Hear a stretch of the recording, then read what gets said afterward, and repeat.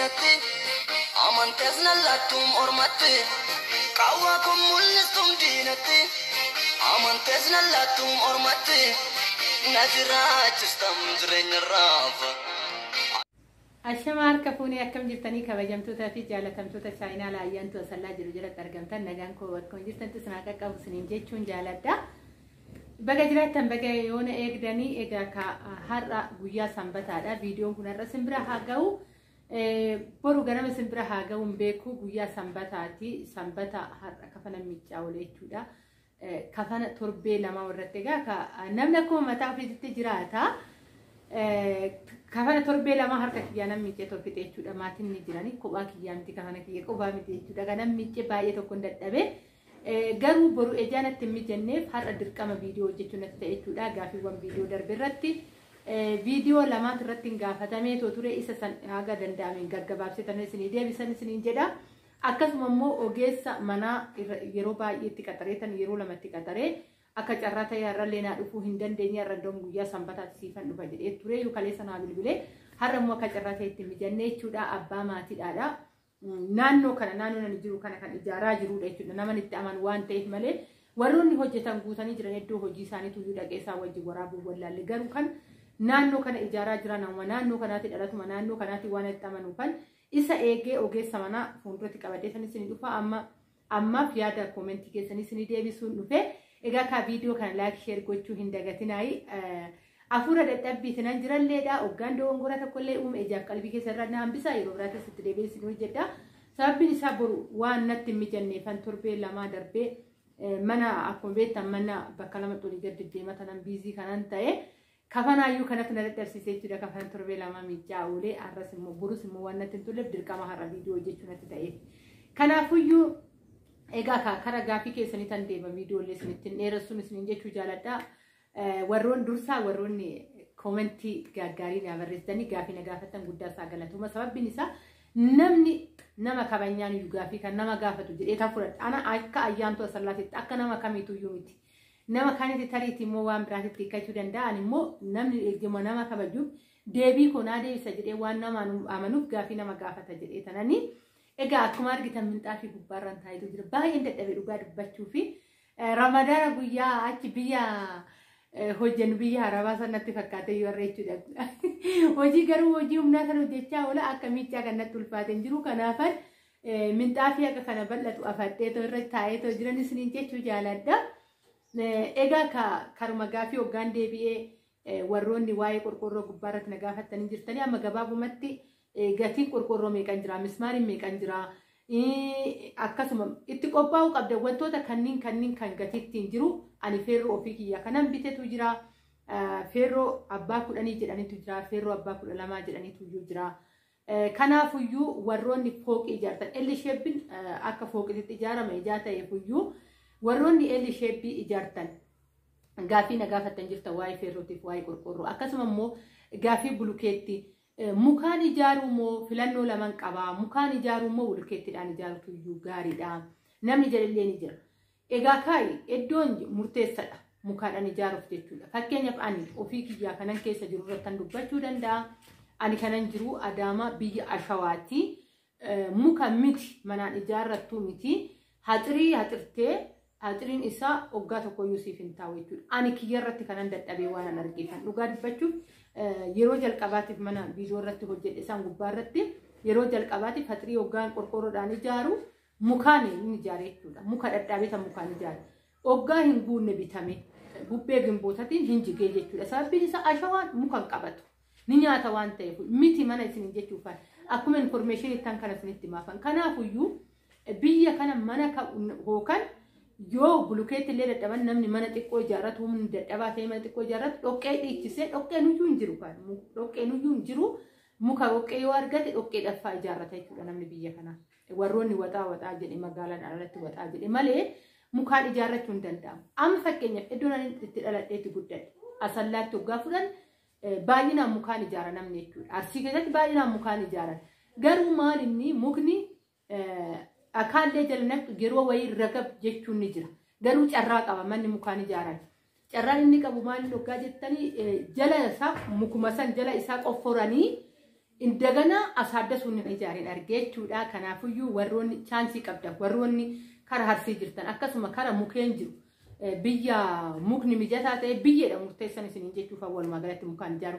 Garaagarummaa warri maalidha bulkeettiin ijaaru fi mukaan ijaaruun garaagarummaan isaa maal jettanii warra nagaafattaniif deebiin kunoo kan bootadha murteessan iddoo murteessadha.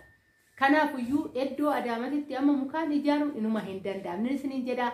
Asallaa waggaa fudhadhee maatiin kiyya muluu magaalaa keessatti ta'e baadiyyaa keessatti ta'e mukaan ijaarrachaa jiru jechuudha. Ni asaaddafamu. Jala qoffortanii yookaan ragab jedhee jala qofforamee dhakaan jala namni asaaddasamuu kan danda'amudha jechuudha. Mukni biyya keenya karaarsi waggaa fudhadhe. Asitti immoo carraan qabdu jiraate taanaan bulkeetti. Gatii bulkeetti nagaafattanii turtan immoo gaafii itti aanu jechuudha. Gaafii bulkeetti akkasitti nagaafattanii bulkeettiin meeqan jiranaan jettanii turtan. Bulkeettiin amma yeroo kanatti ani kanan ittiin buusise bulkeettiin tokko na jalaa hin canne. Bulkeettiin caccabullee jira. Baay'ee bulkeettiin calliseetu amma yeroo kana fa'aa simbirtoon baay'ee wuddii waan ta'eef iyyuu callifameetuma sukkuumameetu kan kirshifshif jedhee caccabutu jira. Bulkeetti bareedan buusee birrii 22 nan buusee jechuudha. Bulkeetti takkittiin birrii 22dha. Gatiin ani ittiin buusan isinitti maatu jira jechuudha. Yeroo kana dhi'uma kanaan buuse waan ta'eef torbuma darbe keessan isinii hojjedhe. Ammallee gatuma saniin jira. Simbirtoo ejaan dabalee biteef simbirtoo irra nan beeka jechuudha. Bulkeettiin dabaleessan maan jira. Bulkeetti immoo isinitti ijoolleen hojjetan kanaan dura illee dubbadhee hojiraadhaan beeku ayidoonnoo warroota buusantu jira. Warroonni buusan gatii isaanii ni barbaadu jechuudha. Fakkeenyaaf bulkeetti 22 bittee gatii isaanii immoo birrii 3 kan herreeggataniitu jira. Birrii 5 kan herreeggataniitu jira jechuudha. Akka naannootti murteessan. Bulkeetti akkitti birrii 5, bulkeetti akkitti birrii 3 illee sirratti herreeggachuu danda'anii kuni akka naannootti. Walumaa galatti birrii 3 hoggaa sirratti herreeggatan ta'ee birrii 25 buustaa jechuudha bulkeetti. Akkana keessa walitti gala kanallee herreega keessa galfadhaa isiniin jechuufan kan information isinii kennuu barbaadetan. Akki assaabbatanii fi akki gaafa hojjechuu deemtu fardaa fi lafoodha. Waa'ee manaa baay'ee ulfaata. Yeroo baay'een dubbachaa jira dhugaa achi teessanii ijaarrachuun baay'ee isinii salphata kanan jedhuuf kanaaf.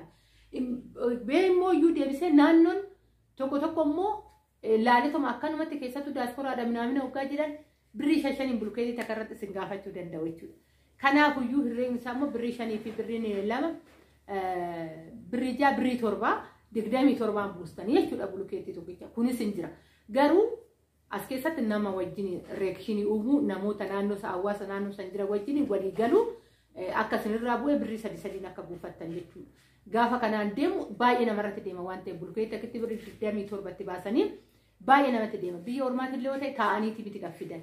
Kana maaliifan akkatti dubbadhe isinitti fakkaate yeroo baay'ee namni amanamaan hin jiru ofii keessanii galtanii laaltanii ijaarrachuu qabdanii waan akkasii namaan jedha namni nuun jechaa turanilleedha jechuudha. Dhugaan isin jedha asitti galanii gatii maal akka nama kaffalchiisu anatu beeka. Qarshii qabaattee qofa osoo hin ta'in wantoonni sammuu si dhukkubsu baay'eetu jira jechuudha. Dhugaan isin jedha.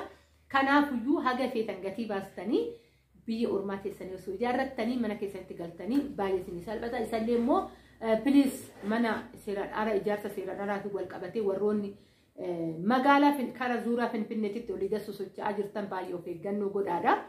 Egaa kan warroonni naannoo biraa haga amma homtuun jiru wanti shakkamu homtuun jiru fakkeenyaaf naannoo koo fudhadhee warroonni gandaallee bittaaf gurgurtaa kana keessanii jiru ofiifillee baadiyyaatti bitatanii baadiyyaawwan jedhu warra mana caraqaa keessatti bitatanii ofii isaaniitiifillee waan hojjechaa jiraniif agas mara miidhaan qaba jedhee tooyyaadu jechuudha. Ani kara kootiin kara naannoo biraa warroonni jirtan of eeggannoo godha. Sababbiin isaa warra naannoo saniitiin yookaan firummaadha walitti dhiyaatanii yookaan nama kontaaktii ogaa qabaatan malee callistanii lafumti bittaan hin jira jedhamee warroota daldaltoota lafaa wajjin wal quunnamtanii gatii keessan of hin dhoorkinaa isiniin jechuun jaaladha.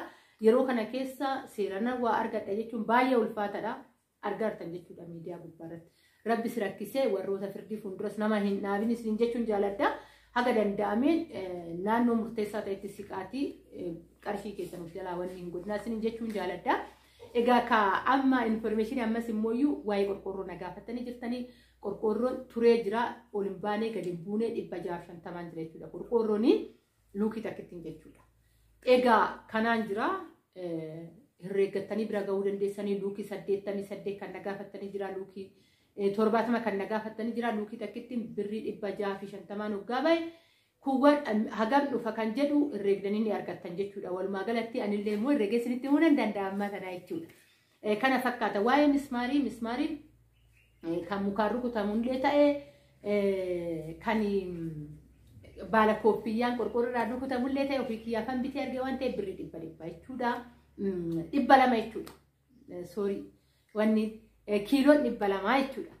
Naa kanaafuyyuu kana fakkaata 200 baala koofiyyaan illee 200 baala 10 yookaan kan godhanii kan jedhamullee 200 kiiloon isiniin jedha. Yoo kiiloon rakasa 200 naan jettan ta'e dhugaan isiniin jedhaa mana bira jiru malee isinitti argisiisa. Haga tana geesse jechuudha. Kiiloo takkittiin baay'ee ulfaata beektu kaa sibiila waan ta'eef miizanni kan ittiin mazzanamu miizana isa sukkaara fi bunaan mazzanamuutidha. Xiqqishuma ishee waggaa keessatti qicaan fudhatee gadi lixa miizana jechuudha. Kanaafuyyuu 200 ka meeqa akka bittan ogeessan isiniif dhiyeessa yeroo biraattan isiniin jedha. Egaa kan luukii 88 luukii 70 luukii 50 gaafatame isa san kiiloon meeqa akka ga'u ogeessan isiniif qabadheetu dhufa isiniin jechuun jaaladha. Information kana isinii laadhee jira kanaan jira. Itti aansuudhaan waa'ee feerroon na gaafattaniitu jirtanii. Feerroon aynata lamaadha. Feerroo abbaa 10 fi abbaa 12 iyyuu jira. An abbaa 10 tan bitee mana ija argitanii jirtanii ani mana illimti kana ijaaru mana hojiitidha. Garuu ani feerroo kanan bite abbaa 10ti birrii 1000 takka feerroo takkittiin birrii 1000 takka shinti beetin illee asitti feerroodhaan ijaarama. Sababbiin isaa ashawaadha waan ta'eef feerroon dirqama galuu qaba. Mukni rabarrabamee mukarraa feerroon galuu qaba waan ta'eef ani abbaa 10 tan bite birrii 1000 jechuudha feerroo takkittiin. Abbaan 12 immoo 1200 jechuudha. Warri ellibeetii ijaarra jettan abbaa 12 dirqama bittanii 1200 feerroo meeqa akka barbaachisaa kaa egaa kana anaa miti ogeessadha. Oggaa ani akkuma isiniin jedhee waadaa isin jalaan cabsuu yeroo sadii toletti ogeessa qabadhee tan gara keessan dhufa. Egaa kana fakkaataa wantoonni qusaa biraa baay'eetu jira. Mukni takkittiin isinitti meetan ture. Mukni takkittiin birrii 1000 fi haga birrii 150 haga 140 jechuudha. Mukni takkittiin waraajii gadi buutui. Egaa kammoo gaafa ellii ta'u mukni bakka meeqatti mummurama. Elli beetii jechuun saaloonni mataa isaa of danda'etti kutaa biraa qaba. Mana hirriibaa kutaa meeqa akka goota shinti beetiin shaawuriin akkasitti addaan kukkutama waan ta'eef bulukeetti illee akkasumatti fudhachaa ta'u deema baay'isawwi. Amma fakkeenyaaf kan 88 jette kutaan keessattuu bulukeetti 50 kan 150 illee fudhachuu danda'a jechuudha. Bulukeettiin baay'isawwi waan xiqqaan nama hin qabu. Dhugaa dubbachuu ofirratti kan arge waan ta'eef jechuudha. Mana hojii tana keessatti hojii hoggaan bane ni argitu. Lafti gana liishoon goggogaa ta'u jira. Liishoon hogganaa goggoge waaqayyoo jedhe ayyaana barii nan jalqabadee tayyaada. Egaa ka innumtuuyyuu hagam akka fixee bulukeetti asinitti meetan ture bulukeetti hagam meeqa buuse. Egaa ka amma irra dubbachuun faayidaan qabu. Warroonni viidiyoo duraa laaltan argitaniitu jirtan isiniin jedha. Gaaffii keessan haga danda'ame isinii deebise jedheen abdii qabaa. Egaa ka waa'ee qorqorroo waa'ee feerroo waa'ee bulukeetti akkasuma waa'ee mismaarii isinii deebise jedheetan abdii qabaa. Egaa ka manneen immoo qarshii tootaalii meeqa akka fixu an ijaarree ellibeetii. Egaa ka ganaadha. Ani karaa wanni ittiin ganaaf fixachaatu jira jechuudha. Karaa mootummaatiin ganaaf fixachaatu jira. Mana tanan dura viidiyoo isinirratti isinii waraabe.